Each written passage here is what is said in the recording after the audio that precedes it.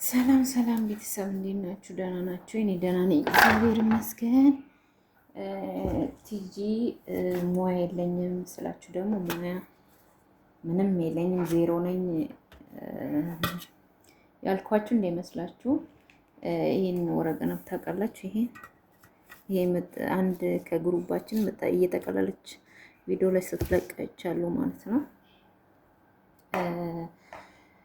እና ባሉ ይምጣ እንጂ ችግር የለም ሙያ ከጎረቤት። አሁንም ግን ይሄ መጠቀል አልወድም። ነገራችን ላይ ይሄ ተጠቀልለው ነው።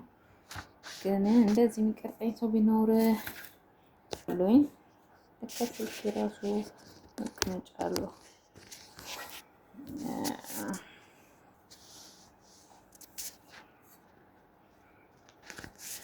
ይሄ ራሱ ማስቀመጫ አለው። ግን እንትን አይይዝልኝም ቤተሰብ። እኔ ደግሞ እዚህ ውዥ የሚል ቪዲዮ አልወድም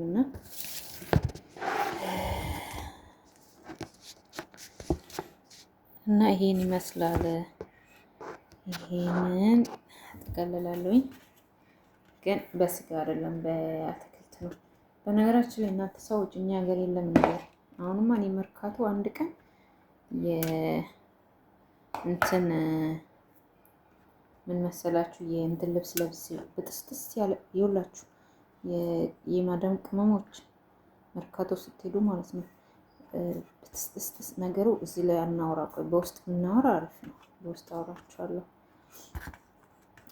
መርካቶ ገብቼ እንዳለ ፈትሻለሁ እያልኩ ነው። እና ወኔ ይሄ ነገር ሰውዶ ይጥማ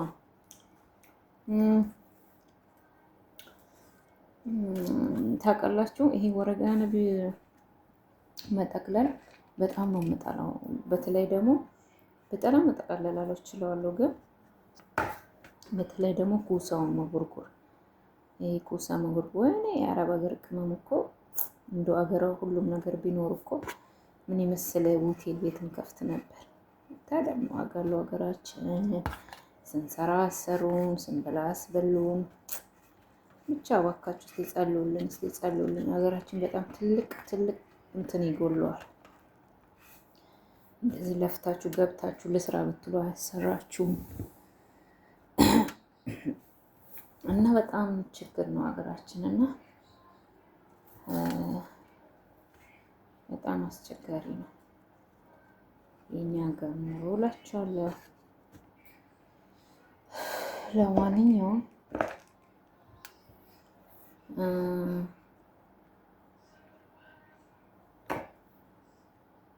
እንደውም ታውቃላችሁ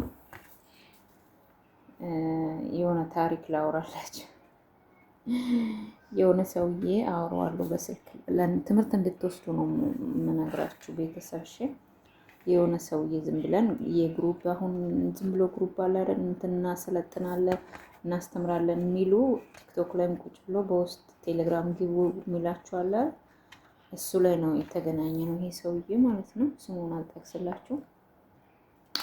ከዛ ምን ቢሆንላችሁ ጥሩ ነው፣ ዝም ብለን የምታወሩ ወሬ የለም። ለእኔ ዝም ብዬ ማውራ ወሬ ከሰው ጋር ተጫውቼ እንደ ማንኛውም ጓደኞች፣ ሴት ጓደኛዬ፣ ወንድ ጓደኛዬም እንደዛ ተጫውቼ ስቄ መለየት ነው የምፈልገው። እና ሰውየው የሚያስበው ሌላ ነገር ነው።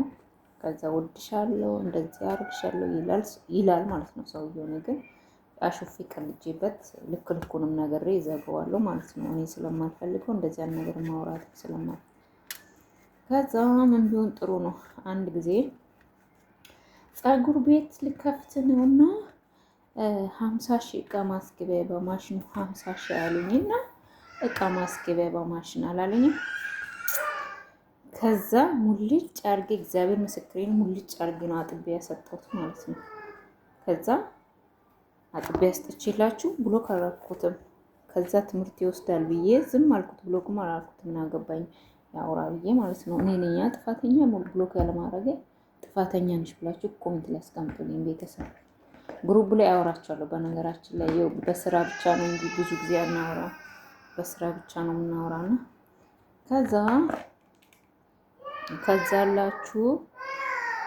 ከዛላችሁ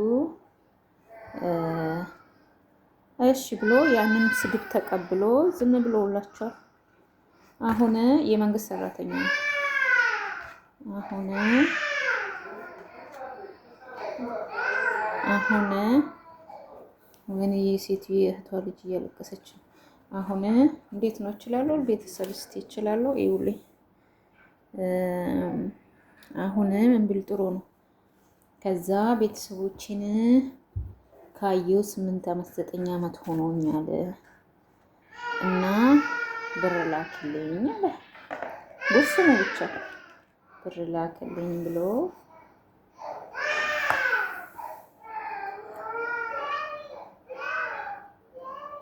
ብር ላክልኝ። ልጅቷ እያለቀሰች እኮ ነው። ሊድ እያልኩ ብር ላክልኝ ብሎ ስንት ልላክልህ አልኩት። እኔ እኮ ሲጀመር አልልክለትም። ብር ላክልኝ ያለው አንድ ብሎክ ነው የምሰጠው። ስንት ልላክልህ ስለው በቃ 2 አለኝ። 2000 ያልኩት 20,000 ነው ያልኩሽ። ታዲያ ምን ችግር አለ?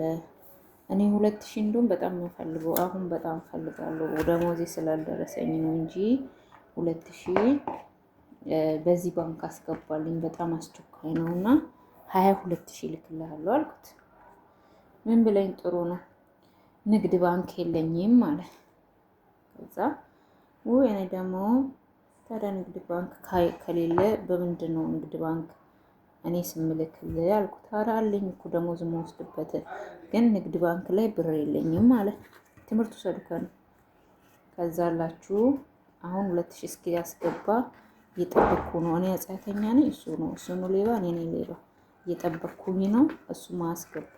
መጨረሻ ላይ ግን አጥቤ ሳሰጣ ቪዲዮ ድምፁን ሪከርድ አድርጌያለሁ። በነገራችን ላይ ድምፁን ሪከርድ አደርጋለሁ፣ ትሰሙታላችሁ። ትምህርት እንድትወስዱ አጥቤ አስጥቼ ብሎክ አደርጋለሁ። ምን ነው እኔ ለእናቴ ቡና አልገዛም እንዴ? ለአባቴ ጫማ አልገዛም? የሚመርቀኝ ችግር የሚደርስልኝ አባቴ የሚደርሱልኝን ለቤተሰቦች አልክም። ብር ቢተርፈኝ ከዛላችሁ እንደዛ ብዬ አሁን እየጠበቀኝ ነው። ደሞዝ እስከወጣ እኔም እየጠበቅኩት ነው ብሩን እንዲያስገባ። እኔ አጽያት አለው ወይ ብሩን ካስገባልኝ በኋላ 500 አስገባለትና በ500 ይቀጣ እያልኩ ነው። እናንተ ምን ይመስላችኋል? እስቲ ምን ትሉኛላችሁ እናንተ ንገር። ወሰሃን ላምጣ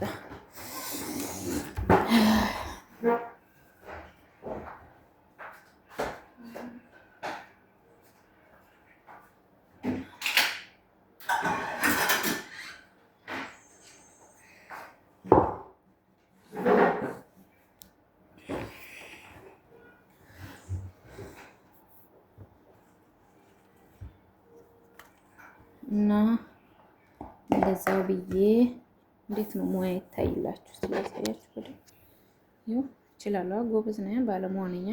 ትዕግስት ባለሙያ አይደለሽም እንዳትሉኝ ደግሞ ባለሙያ ነኝ። እና እንደዛ ብዬ ከዛ ቀጣዩን ነግራቸዋለሁ። ደግሞ ትምህርት ወሰዱ ቤተሰቦቼ።